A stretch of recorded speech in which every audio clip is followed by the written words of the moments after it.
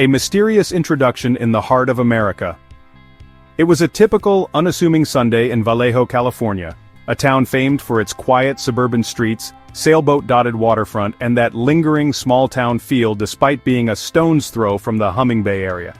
Yet in this slice of Americana, something deeply disturbing was about to shatter the tranquility. The story begins, not in a flash of sirens but with a slow, almost cinematic sense of unease, more reminiscent of a psychological thriller than a police procedural. News would soon sweep across television stations, social media feeds, and dinner tables alike. A local woman, Denise Hoskins, had vanished under circumstances so bizarre and contradictory that even seasoned investigators were left scratching their heads. The missing woman's boyfriend, Aaron Quinn, a physical therapist, waited hours before dialing 911, a delay so conspicuous it immediately sowed seeds of suspicion. For the officers assigned to the case, the hesitance felt alarmingly deliberate.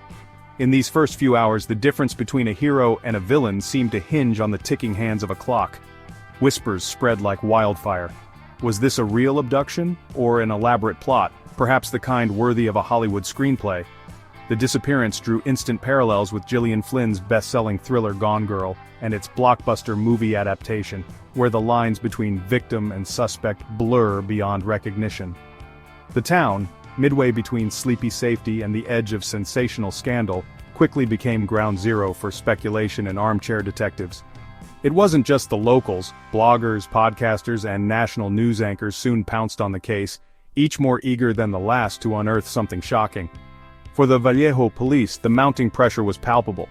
They were not just racing against time to find a missing woman, but also battling public skepticism and increasingly, their own frustration. Some officers openly called the investigation a wild goose chase, a phrase that perfectly captured the town's growing exasperation, and the department's mounting irritation. Rumors began to swirl, not only about where Denise was, but about whether she had ever disappeared in the first place, or if Aaron might be orchestrating the drama for his own dark reasons. Emotions ran high as the investigation ballooned. Behind every newscast and every whispered conversation, old American anxieties about truth, loyalty, and media spectacle quietly simmered. Who could be believed? Was Denise a true victim or a schemer? Was Aaron a heartbroken boyfriend, a pawn, and, in the worst scenario, a cold-blooded liar? In the heart of America, on streets more accustomed to block parties than patrol cars, a single question echoed louder each day. What really happened to Denise Hoskins? The golden couple, at the heart of California. For locals and colleagues alike, Denise Hoskins and Aaron Quinn were the definition of the American golden couple. Both in their late 20s, young, vibrant, and driven, they could have been models for modern romance in any glossy lifestyle magazine. Denise, born in 1987, was the quintessential Californian, sun-kissed, charismatic, and fiercely compassionate.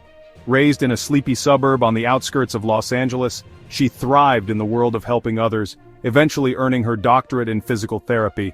Her professionalism and dry sense of humor made her instantly likable at Kaiser Permanente, the large Oakland hospital where her story would inevitably intertwine with Aaron's. Aaron Quinn was Denise's contemporary in more ways than one. Just a year her senior, Aaron was almost a cliché, all-American good looks, an easy, athletic confidence, and deep-set blue eyes often hidden behind a shy, self-effacing smile. Growing up in a family of educators in Sacramento, Aaron had been instilled with a quiet discipline and empathy that made him both a trusted colleague and a steadfast friend. He dedicated his life to healing, and was quickly recognized as a rising star at Kaiser, where he met Denise on one of her first days on the job. Sparks seemed to fly instantly.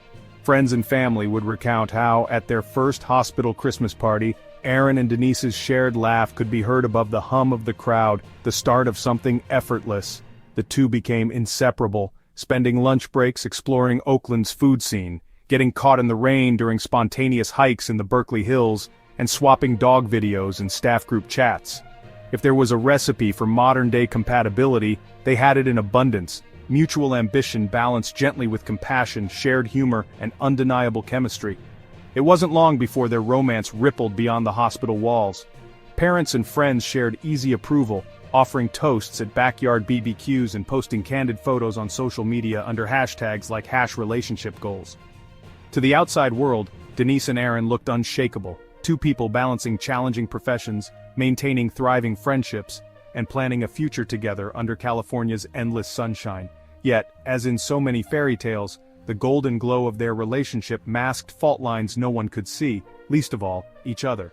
And in the shadows, a secret waited, quietly sharp, threatening to unravel the storybook romance they had built from the ground up. Unforeseen cracks in paradise.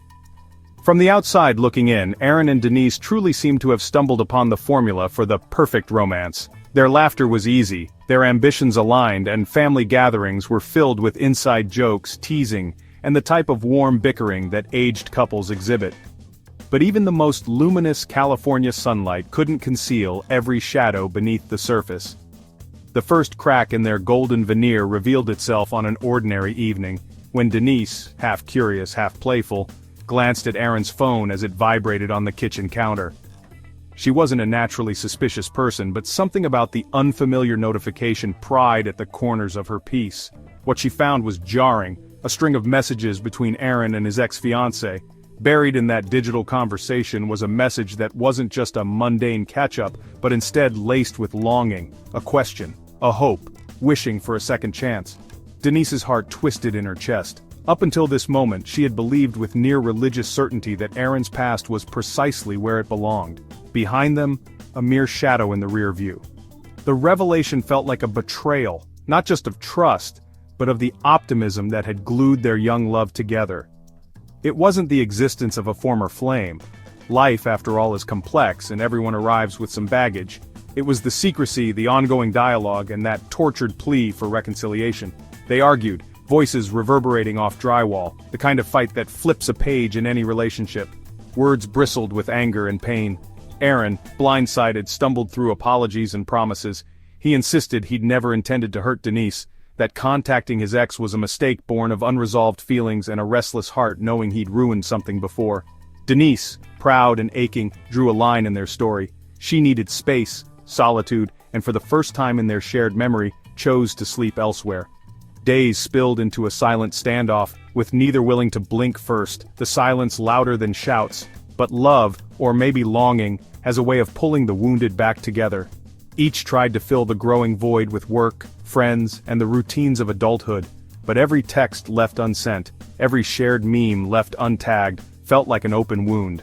Friends on both sides urged reconciliation. No one's perfect, you know, maybe you both needed this wake-up call.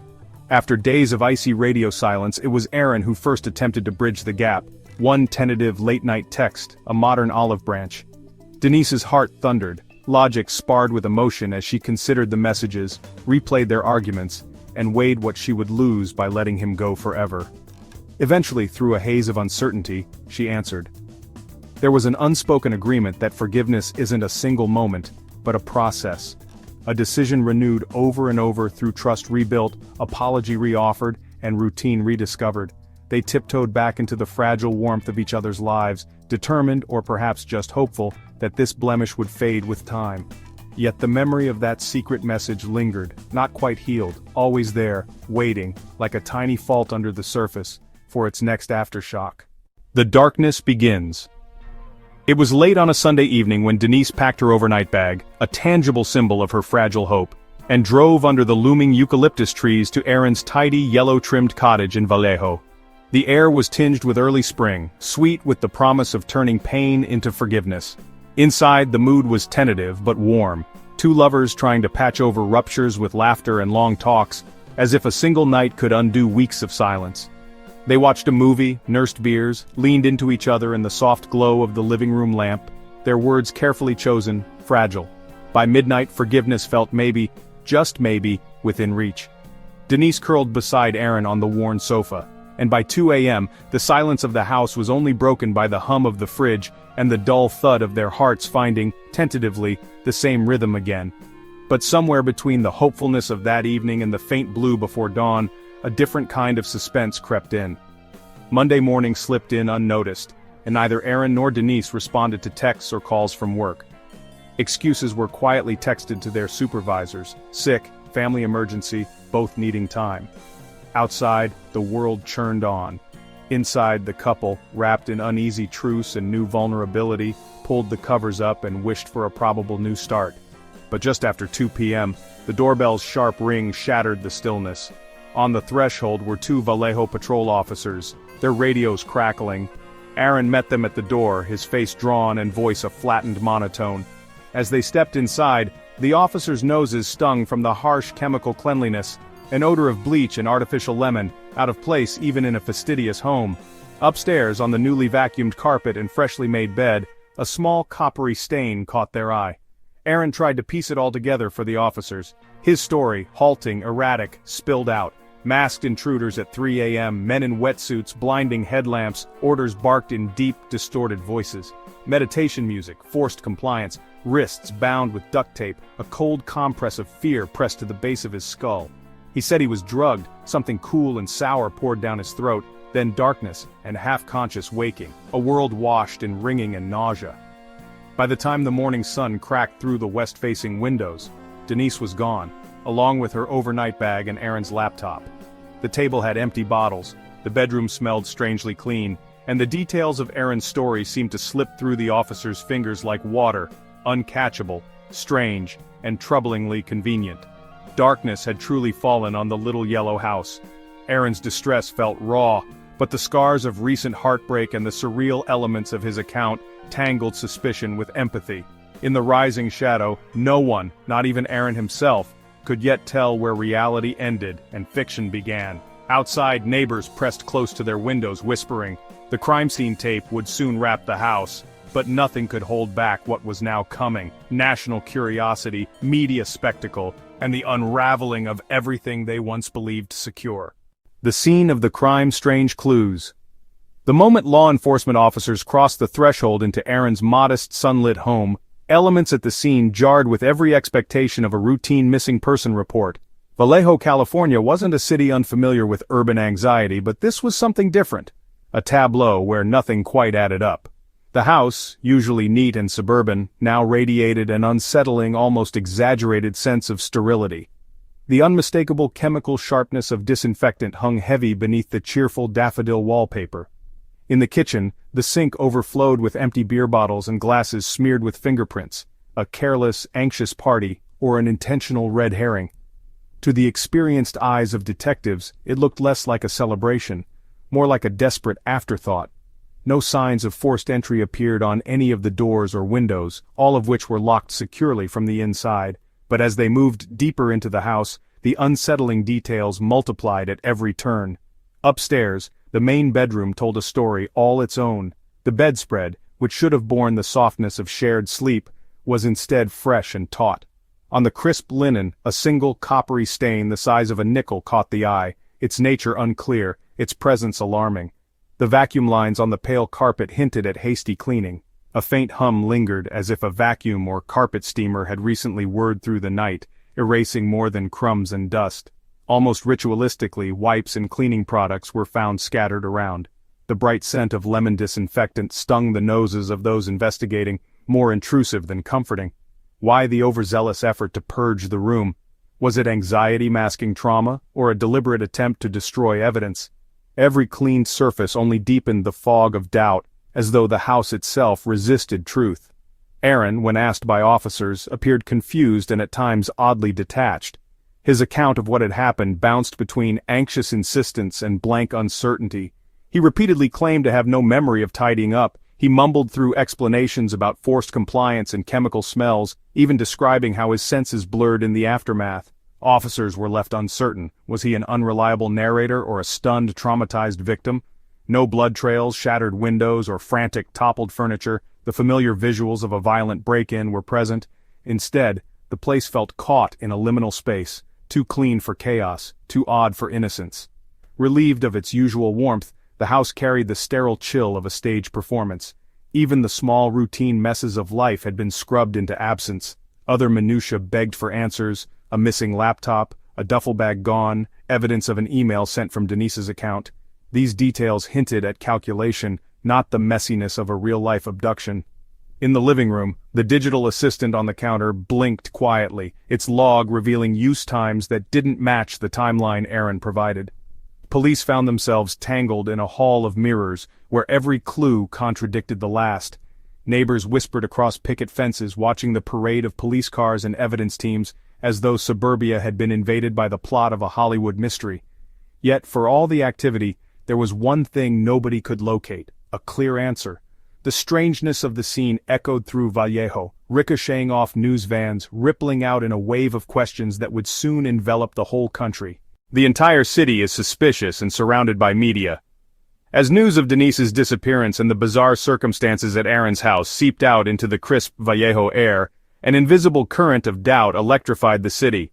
Vallejo wasn't New York or Los Angeles. It was a patchwork city bordered by bays and marshlands where most folks preferred routine over drama and took comfort in knowing their neighbors by name.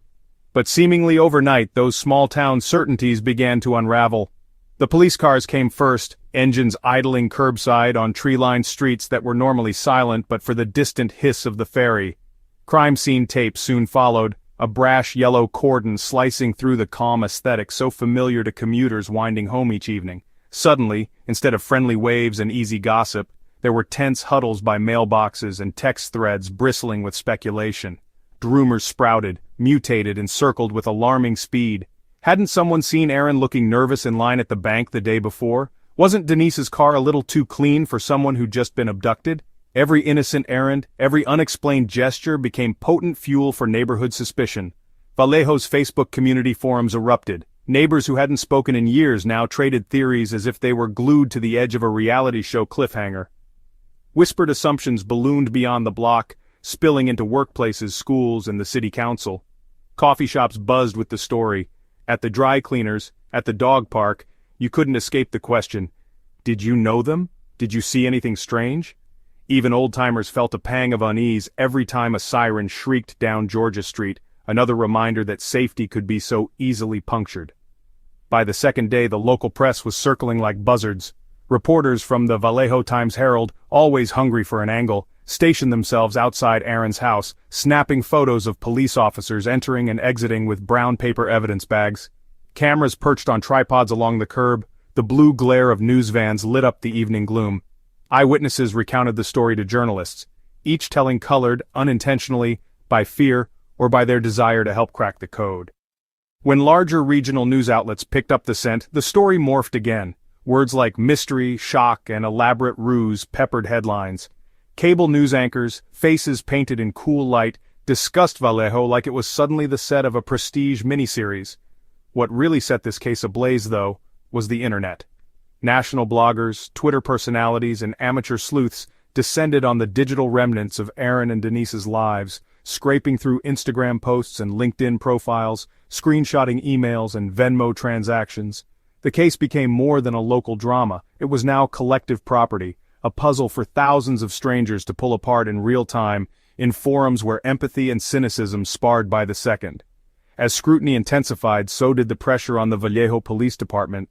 Uniformed officers already criticized for past media missteps now found themselves the subjects of open mockery. Did they have any real leads, or were they more interested in defending their assumptions on TV? Every delay, every cautious statement given to the press attracted a new round of analysis, critics dissecting police press conferences the way film buffs devour Oscar speeches. Behind the scenes, detectives wrestled with a cascade of variables. Aaron's narrative slipped through their hands like soap. Was he a grief-stricken boyfriend, or a calculating actor? Denise's colleagues fielded requests for interviews. Denise's online friends got late-night calls from talking heads hoping for viral sound bites. The city's patience, once as solid as the pavement, now crumbled under the weight of doubt. Traditional lines between private and public lives nearly evaporated. On one hand, there was a sense of duty. Surely someone must know something, must snap the puzzle into place. On the other, the barrage of speculation took on a punitive tint.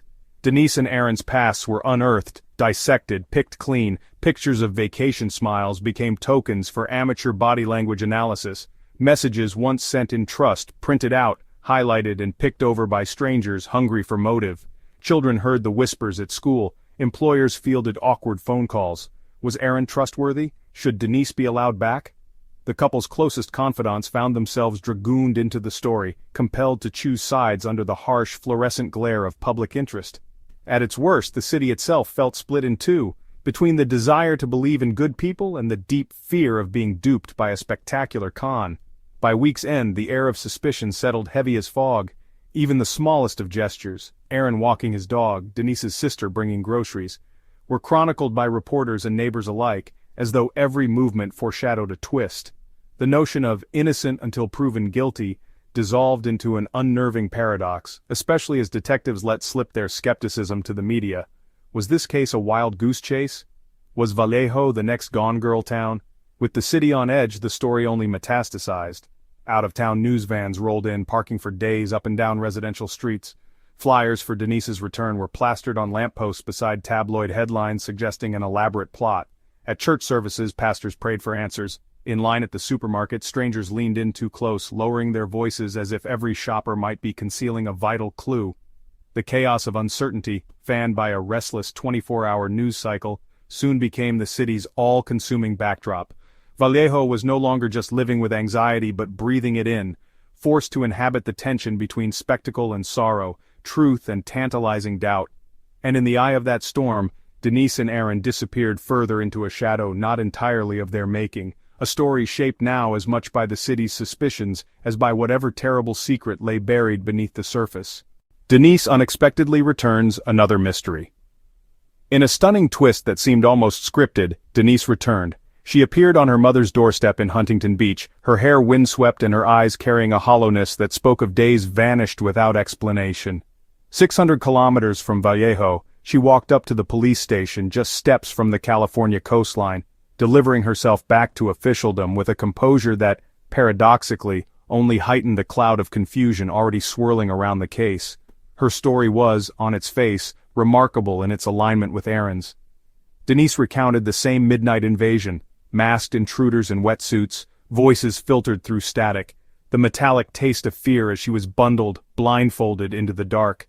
She described the unbearable stillness of the journey, driven through the night in a series of different vehicles, how it was impossible to trace time or geography, the sensation of being nowhere and everywhere at once. The captor's voice was robotic, cold, detached, issuing precise instructions for compliance and survival. "I did exactly what they said, every step of the way," Denise told investigators, her voice unwavering even as her hands occasionally betrayed a tremor. Details poured forth. The feel of duct tape on her wrists, the low pulse of meditation music, the chilling threat that any attempt to escape would be met with violence against both her and Aaron. What struck everyone, police, media, public, was not just the precision but the consistency with Aaron's earlier account. Even the most skeptical detectives had to admit the pair's stories interlocked seamlessly at every crucial turning point, from obscure brands of soap used on her skin to cryptic phrases whispered by the abductors. Denise even recalled the strange scent of disinfectant lingering from countless cleanings in the places she had been taken. Yet there was another layer to the mystery that baffled the seasoned minds assembled to untangle the case. Denise's demeanor. Where was the frantic relief, the shaking, the raw grief one might expect from a freed hostage? Instead, Denise seemed eerily controlled, quietly answering questions, meeting the gaze of her interviewers with a mixture of wariness and calm. Some officers jotted notes about her lack of overt distress. Commentators on television pounced, dubbing her the unflappable victim. Speculation began to swirl that Denise's poise was unnaturally rehearsed, that the trauma was feigned for the sake of an audience. The press had a field day. Headlines blared, "Hostage or hoaxer, Vallejo's vanished woman returns." National news anchors debated body language, scrolling through slow-motion videos of Denise walking into the police station. Did her step suggest relief or calculation? Talk shows speculated about Stockholm Syndrome or even high-functioning sociopathy, dissecting every detail of her appearance and speech. People online compared her story side by side with Aaron's, searching for even the tiniest discrepancy, but finding little more than perfect symmetry, which itself seemed suspect. The internet swelled with amateur sleuths, some convinced that an elaborate performance was being staged before their very eyes. Back in Vallejo, the return stoked more division than closure. Aaron, still seen through the dual lenses of suspicion and sympathy, welcomed Denise's safe reappearance, but their interactions in public were scrutinized. When she eventually FaceTimed with him, neighbors observed their laughter and tears from behind closed curtains, some believing it was genuine joy, others insisting it was the forced camaraderie of conspirators caught mid-act. Even members of Denise's own extended family were split, some flooded her with hugs and disbelief, others whispered about therapy and the possibility that she was not telling the whole story. The police, under renewed pressure, wavered between following up Denise's freshly recounted details and interrogating inconsistencies in affect, body language, and minor lapses in her timeline. The FBI's behavioral experts were called in, voice analysts reviewed her answers for stress cues, medical staff quietly ran trauma assessments. Yet even as Denise's account withstood the most rigorous questioning, doubts lingered. Rumors unfurled citywide. Was this orchestrated to clear Aaron's name, a convoluted way for the couple to explain away old relationship issues? Was there a ransoming element? Strangely, no demand for payment had ever been seriously pursued. Others observed that Denise, while fatigued, bore no obvious injuries or signs of prolonged captivity. Still, investigators found traces of adhesive residue on her skin, photographs of the marks corroborated by her mother, a hard fact which didn't quite square with the hoax theory. As days wore on, the spectacle refused to dissipate. National reporters camped outside her family's house for soundbites. Online, threads debated everything from Denise's clothes to her tone of voice. Local law enforcement issued statements with measured ambiguity, each word parsed with Talmudic fervor by morning news programs. Denise herself recoiled from the attention, rarely speaking publicly but always remaining at its center. It was as if, instead of providing answers, her sudden return only deepened the enigma, multiplying theories rather than closing any door. Media, public opinion, and the gone girl effect. The moment Denise reappeared, the story that had gripped Vallejo was thrown into complete chaos. What little certainty the public clung to instantly dissolved, replaced by a maelstrom of accusation, vaudeville curiosity, and deep-seated cynicism. The media, which had already been circling like sharks, sensed their chance to reshape the narrative and seized it with both hands. National networks sent satellite vans trundling into Vallejo, lighting up block corners with the blue glare of halogen lights. News choppers hovered overhead, tracking Denise's every move as she emerged, bruised but uncannily composed, by her mother's side, flanked by family and soon after attorneys. What actually had happened? Was this a shocking act of survival, or the unraveling of an elaborate hoax? No one on television, podcast, or Twitter claimed to know the answer, but that didn't stop them from speculating. Gone Girl. The name that anchored the debate, like a toxic piece of driftwood, arrived almost instantly. Twitter feeds, morning news anchors, even seasoned reporters invoked Gillian Flynn's best-selling thriller, made iconic by its cunning, self-possessed, and ultimately manipulative victim. Denise was referred to in headlines and hashtags as Vallejo's real-life Gone Girl. Cable commentators, sometimes legal experts, other times reality TV hosts, chewed the case over for hours. Was Denise's abduction story believable? Could any woman so calm at a press conference truly have been through a violent kidnapping? Was Aaron a fool or accomplice? Every inconsistency in the couple's timeline was dissected with the zeal of a crowd at a magic show, everyone hoping to spot the hand behind the trick. The effect was corrosive, both for those involved in the case and for the city itself. For Denise, every photo, each flush of her cheek, flick of her hair or slight smile, was scrutinized by endless panels of body language experts, former detectives, and amateur sleuths on Reddit. For Aaron, the label of useful idiot or heartless co-conspirator seemed equally inescapable. Their private arguments and old text messages were held up as evidence of duplicity by people who knew nothing of heartbreak, only that it could be mined for clicks. The echoes of the Gone Girl effect resonated well beyond the internet. In grocery store aisles and lunchrooms, in school hallways and on radio call-in shows, everyone had an opinion. Vallejo's sense of itself, a sleepy blue-collar city with its own set of rules, crumbled further. Neighbors who'd once watched each other's houses now side-eyed every errand, wondering if their own judgment might fail them just as the police's had seemingly done. For law enforcement, nightmare had become public farce. Cable segments replayed interview footage of Vallejo's chief of police, his measured reassurances clipped into sound bites that made him seem clueless, defensive, or both. Nationally known defense attorneys declared the police derelict for failing to consider Denise's trauma. Others demanded to know why precious resources had been wasted on a hoax, if that's indeed what it was. The city council fielded angry phone calls. Volunteers who'd joined search parties were accused in Facebook comments of assisting liars or stooges. The couple's families were bombarded by reporters camped outside their homes, fielding questions that ranged from the insulting, "Did Denise ever fake illness as a child?" to the aggressively ignorant, "Do you think your son is capable of murder, Mrs. Quinn?" Family friends deleted social media accounts. Strangers sent scathing emails to any address connected to the couple, alternately calling them frauds or praising their courage. It was a master class in public shaming, except no one really knew what, if anything, had happened. Each step Denise took, each clarifying interview or written statement released, seemed only to deepen the public's conviction that something was amiss. Pundits, scrambling for ratings, ramped up the comparisons to other infamous cases. Amanda Knox, Sherry Papini, the classic boy who cried wolf. The trope was as old as American myth itself, reframed through the unblinking lens of 24-hour news and viral feeds. For many onlookers, the downright cinematic nature of the case became its own kind of evidence. Surely it seemed no real-life crime could unfold so neatly along Hollywood plot points. A so-called happy couple racked by betrayal, an inexplicable night of terror, an implausible escape, an unexpected reunion that raised more questions than it answered.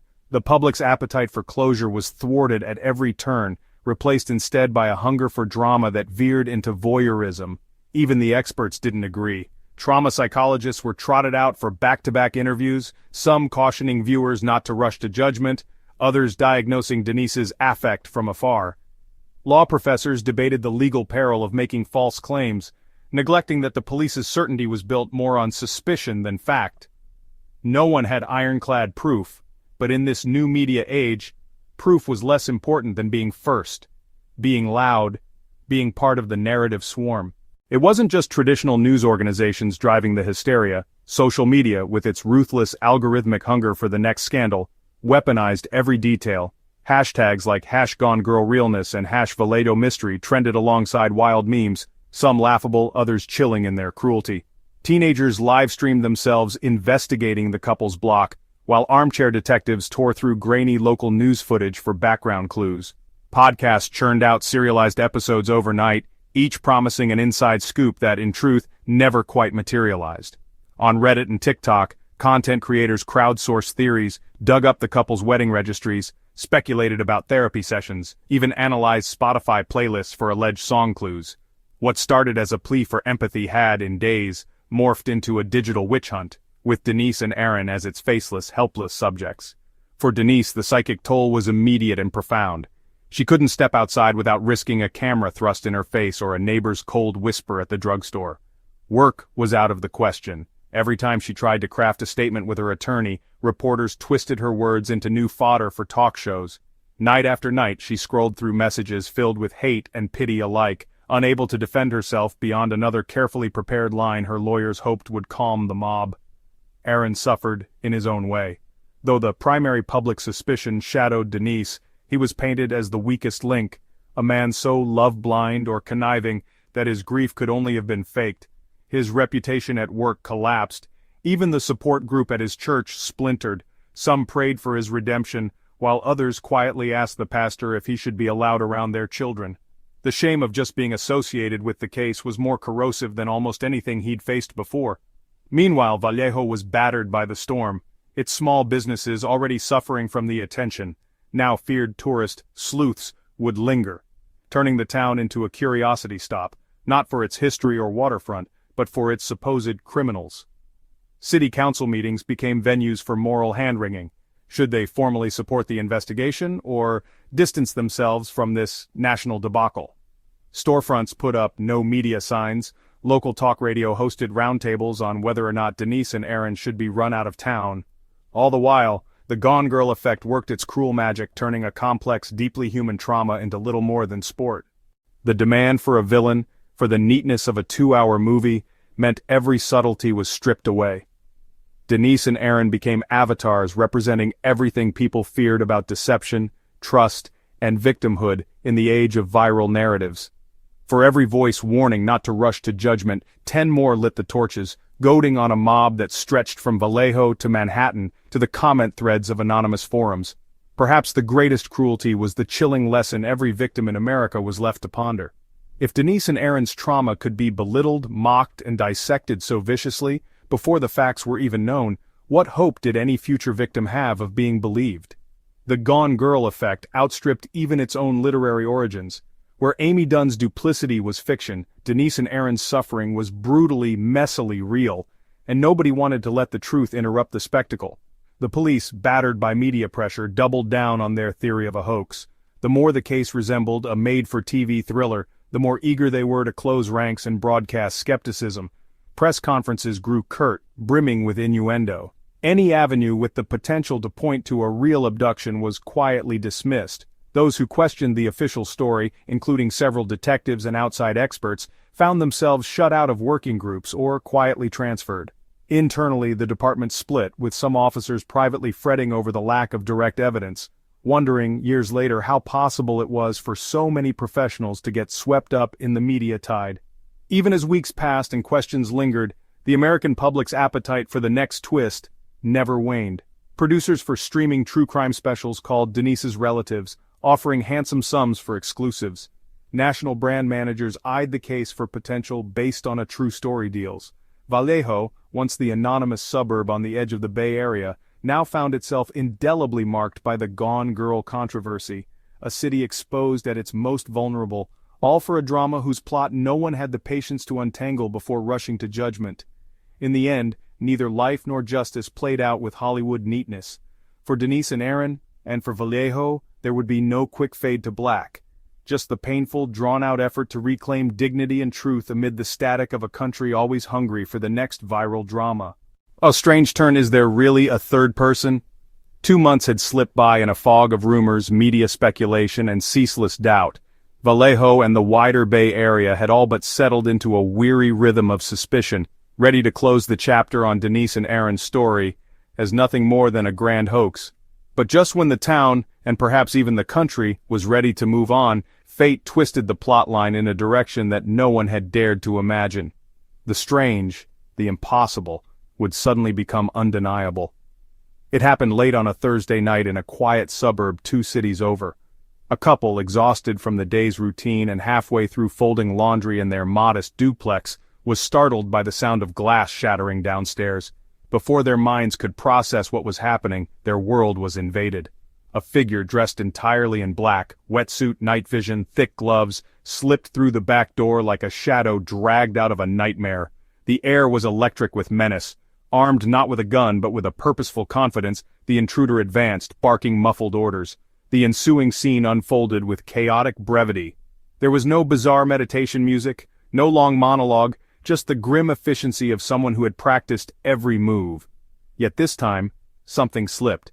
In a panicked struggle, the male homeowner managed to grab a lamp and hurl it toward the masked attacker, who staggered, crashed into an end table, and rattled, tore off through the night, leaving a trail of desperate footprints in the dew-soaked grass. Police arrived within minutes, sirens slicing through the restless, suburban night. The couple, breathless and trembling, recounted every detail: the attacker's strange neoprene outfit, the brief flashes of metal glinting on his fingertips, the menacing but weirdly controlled demeanor. Officers scoured the home and its perimeter.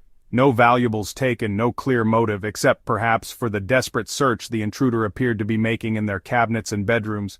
The only tangible clue? A smartphone, dropped and overlooked amid the chaos, blinking with low battery life on the floor near the threshold. This single misstep would crack the mystery wide open. Investigators recovered the device and immediately sent it for forensic analysis. The phone's lock screen was obscured by a complicated pattern, but with modern tools and triage in the digital forensics lab, they soon bypassed the basic defenses. In a hidden folder of the phone's storage, photos of addresses, cryptic checklists, voice memos detailing plans, and, most damning, images of personal items that did not match any member of the attacked household. Among the digital files, police uncovered a folder ominously named Work. Inside were snapshots of an unassuming laptop with a recognizable university sticker, jewelry, and a duffel bag. The very same details flagged months earlier during Denise Hoskins's abduction case.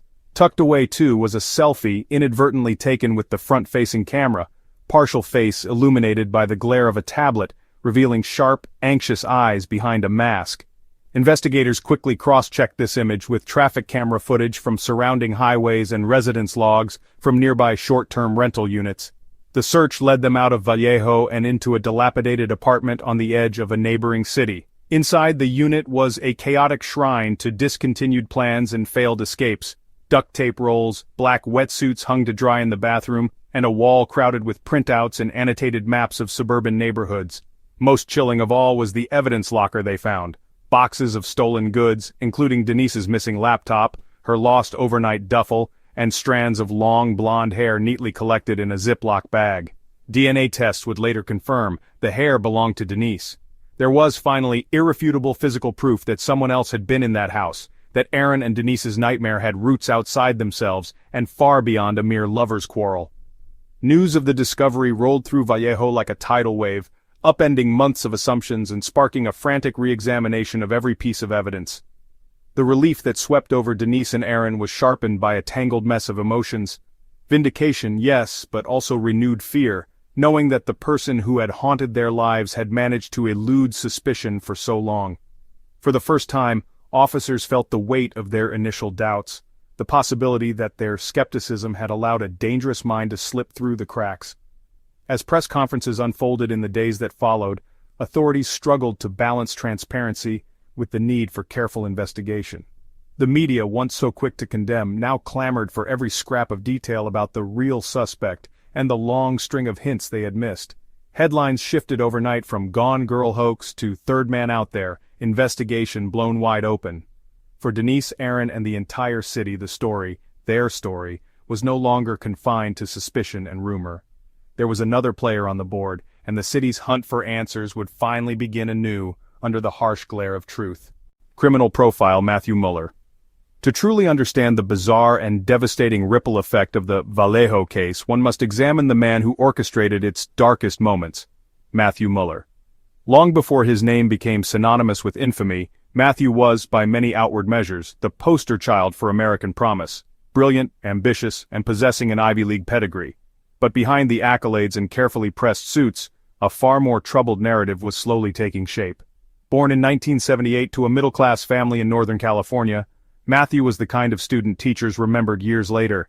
He excelled at nearly everything he touched, from debate team captaincy to advanced placement science fairs. Even as a child, classmates recalled his intensity, a kind of nervous brilliance, always bordering on restlessness. He attended Pomona College, shining academically and securing internships at prestigious law firms before setting his sights on Harvard Law School, the holy grail for aspiring attorneys. Harvard didn't tame him, it only intensified his drive. He participated vigorously in moot court competitions, published legal articles, and seemed destined for the fast track in the competitive world of law.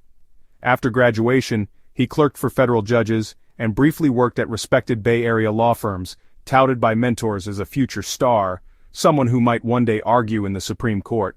Yet even at the apex of early success, cracks began to show.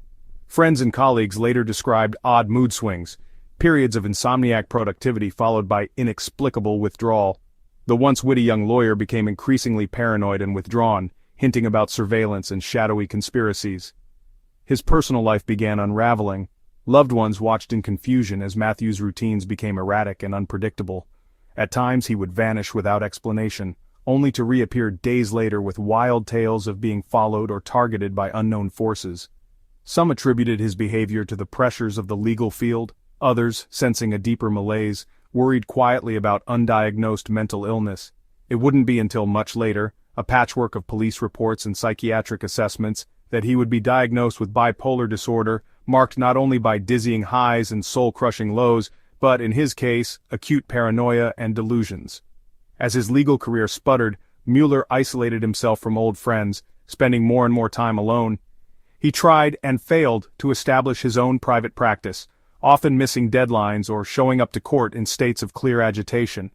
By the time most of his classmates were rounding the corner toward partnership, Matthew was descending into an isolated world of conspiratorial thinking, obsessing over digital surveillance and methodically plotting ways to beat an invisible adversary. Unbeknownst to even his closest relatives, his thoughts grew darker and more intricate, spinning elaborate plans rooted in fantasy and fear. It was during this period of decline that Mueller's criminal behavior began to take root. Unlike the archetypal criminal motivated by cash or power, Mueller's crimes were almost philosophical, aching for control over a world spinning out of grasp. His first known offenses were strange, bordering on the theatrical, late-night break-ins with minimal theft but meticulous attention to detail, evidence of a mind both brilliant and deeply disturbed. He tested boundaries, pushing ever closer to violence, stealing only select symbolic items, sometimes leaving puzzling signs in his wake.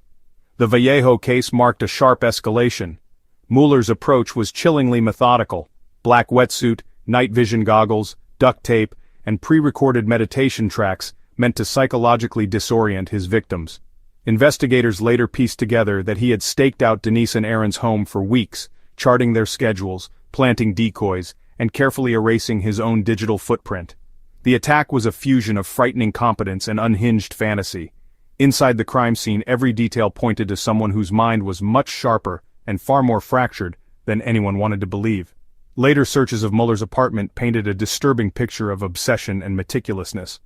Officers discovered storage bins neatly labeled with victims' names and dates, piles of surveillance notes and hand-drawn maps, and an entire wall plastered with clippings about local crimes. Perhaps most chilling were the kits: duffel bags containing gloves, duct tape, zip ties, burned phones, and even small jars of chemicals. On his laptop, a trove of encrypted files cataloged his break-ins and targets. Organized like legal casework, each potential victim evaluated as if pleading a case before an unseen jury. Psychiatrists brought in for the prosecution described a man tormented by his own intellect. His Harvard credentials weren't a mask, they were part of the pathology, a desperate effort to impose logic on overwhelming chaotic fears. At trial, his defense detailed Mueller's descent into mania and delusion, while prosecutors argued that intellectual brilliance made him doubly dangerous. Some investigators, shaken by the extent of the planning, struggled to reconcile the idea that such violence could originate from someone celebrated for their mind. In the end, Matthew Mueller was more than just a criminal. He embodied a contradiction, a man who had once inspired hope, now the architect of nightmares. For the community, it was easier to believe in the melodrama of hoax or scandal. Processing the truth of Mueller's existence, and the blind spot that allowed his crimes to continue, proved far harder. He was sentenced to a lengthy federal prison term for kidnapping and subsequent related charges. During the high-profile proceedings, Mueller alternated between articulate apologies and rambling, paranoid soliloquies. Denise and Aaron, now vindicated, listened as experts parsed his diagnoses, debating whether sickness could excuse such tightly plotted cruelty. The tabloids focused on his Harvard years, the scripted downfall, missing as usual, the quieter tragedy of squandered brilliance and unchecked delusion. Through Matthew Mueller, Vallejo confronted a truth that echoes far beyond a single city, that the line between genius and madness, safety and peril, can be distressingly thin. And that sometimes, the real monsters are the ones hiding in plain sight behind the facade of perfect resumes and polite smiles. The Portrait of a Criminal, Matthew Mueller. In the aftermath of Matthew Mueller's arrest, and the shocking unveiling of the truth, Vallejo, and America at large, were left to grapple with the far-reaching consequences. The revelation didn't bring an immediate sense of triumph. Instead, it unspooled a complicated tapestry of grief, regret, vindication, and hard-won justice that continued to haunt victims and community members alike. The first ripples swept through law enforcement. As news broke and the evidence against Mueller mounted, hair samples, stolen items, the kits in his apartment, police officials found themselves not merely correcting a narrative, but attempting to reconstruct public trust itself. Press conferences followed, with officials, sometimes visibly shaken, expressing their remorse for dismissing Denise and Aaron so early and so publicly. For the Vallejo Police Department, the case became an uncomfortable symbol, a lesson in the cost of confirmation bias and the perils of letting media spectacle shape due process. Internal reviews and training reforms were launched, urging detectives to re-examine how they assessed trauma, especially when victims' responses defied expectations. For Denise and Aaron, vindication came laced with bitterness. The apologies, however public, couldn't erase the scars carved by months of public humiliation and suspicion. Yet their persistence paid off, not just in the currency of truth, but also in the form of legal redress. With the assistance of prominent civil rights attorneys, they brought a lawsuit against the Vallejo Police Department and the city, arguing that their civil rights had been violated by the authorities' reckless disregard, defamation, and mishandling of their case. The proceedings drew national attention. Aaron and Denise faced depositions and courtroom stares, forced once again to relive their darkest nights for the record. But this time they did so from a place of newfound power, their credibility restored by the mountain of evidence against Mueller. The settlement was significant, both financially and symbolically. Denise and Aaron received substantial compensation, coupled with a formal public apology delivered by the city's highest officials. Local news stations broadcast the event live. An image of Denise accepting the apology, chin lifted, resting a hand on Aaron's shoulder, symbolized both the closure and the deep sadness the couple still carried. Their story became a legal precedent, cited in national conversations about police accountability and the dangers of victim shaming in a media-saturated environment. But their story didn't simply end with checks cashed and apologies filed away. Denise and Aaron chose a bold public path toward healing and impact. Drawing on their experience, they published a book, a candid memoir threading the horrors of victimhood, the cruelty of suspicion, and the slow, fragile work of reclaiming one's narrative. The book climbed bestseller lists, sparking difficult but necessary discussions on talk shows, podcasts, and academic symposia about why society is so quick to doubt the stories of victims. They also launched support initiatives, partnering with advocacy groups to provide resources for others navigating the labyrinth of trauma and disbelief. Denise in particular became a sought-after speaker on the national stage. Her story, of a woman wronged not merely by a criminal, but by the very institutions meant to protect her, resonated especially with other survivors. She spoke at college campuses, police academies, and conferences, urging professionals to listen deeper, reserve judgment, and challenge stereotypes that impede justice. Yet the couple's persistence in speaking out was not without consequence. Online, some corners remained unreformed, their old suspicions reanimated by conspiracy theorists and internet trolls. Both Denise and Aaron endured harassment, threatening messages, doxing, and the unending skepticism bred by viral misinformation. At times, the emotional labor of advocacy threatened to break them all over again. Privately, they leaned on each other and a tight-knit group of supporters for strength. Their relationship, battered yet tested by extraordinary ordeal, deepened in resilience, neither seeing themselves as simple heroes but as survivors determined to wrest meaning from chaos. The legal, cultural, and emotional impact radiated outward. For Vallejo, a city once painted as the backdrop of a melodrama, the case forced a kind of reckoning. City leaders invested in mental health resources, trauma-informed policing, and public education campaigns designed to counteract the spread of rumor and stigma. The media, too, faced its own scrutiny. National outlets published editorials reflecting on their complicity, how sensational headlines and hot-take culture had fanned the flames, sometimes at the expense of truth or dignity. Leading journalists attended ethics workshops. Newsroom policies were quietly retooled to avoid similar failures in the future. Most powerfully, the case left its mark on the wider national conversation. In law schools, the Vallejo lesson entered the curriculum. In advocacy circles, Denise and Aaron's experience became a rallying point, a warning about the dangers of disbelief and the necessity of reforming how institutions respond to the most vulnerable. Even years later, their voices continued to echo, both as a challenge to complacency and as a message of hope. That integrity, compassion, and relentless truth-telling can, however agonizingly, light a path out of darkness. For Denise and Aaron, and for the many who rallied to their side, the conclusion was never truly an ending. Instead, it was a hard-won beginning, a chance to shape a more just, empathetic world, built not on suspicion and spectacle, but on dignity and belief in those brave enough to speak their truth. Closing chapter: An America of darkness and hope. In the end, the story that began as a whisper in Vallejo became a tableau of everything at once raw and real about the American experience, its darkest skepticism, its wildest imagination, but also, surprisingly, its undying resilience. The journey of Denise and Aaron had captured more than the attention of a town. It had pried open the anxieties, suspicions, and fragile hopes of a country forever straddling the line between faith and doubt. Across the United States, from urban high-rises to rural farmhouses, people followed the Vallejo saga as if it were unfolding in their own living rooms. The case bore the unmistakable mark of contemporary America, the power of story, the dangers of mass judgment, and the question of how to hold on to hope even as the world seems ready to weaponize your pain for entertainment. In towns like Vallejo, the media spotlight had crackled for weeks, exposing wounds that, under other circumstances, might have remained safely hidden. Fears about believing women, skepticism toward law enforcement, the craving for neat heroes and easy villains. As the truth came out, what emerged was not a restoration of perfect faith, but something far messier and more honest. Vallejo itself was left changed. Many neighbors never again looked at each other with quite the same easy confidence. Some, embarrassed by how quickly they had joined the accusatory chorus, made private apologies or reconnected tentatively at local supermarkets. Others redoubled their cynicism, muttering that the next time trust should be earned, not given. Yet for every heart that hardened, another opened just a little, realizing the devastating cost of dismissing someone's suffering too soon. For Denise and Aaron, the aftermath was not some idealized closure, it was a slow, uneven process of rebuilding.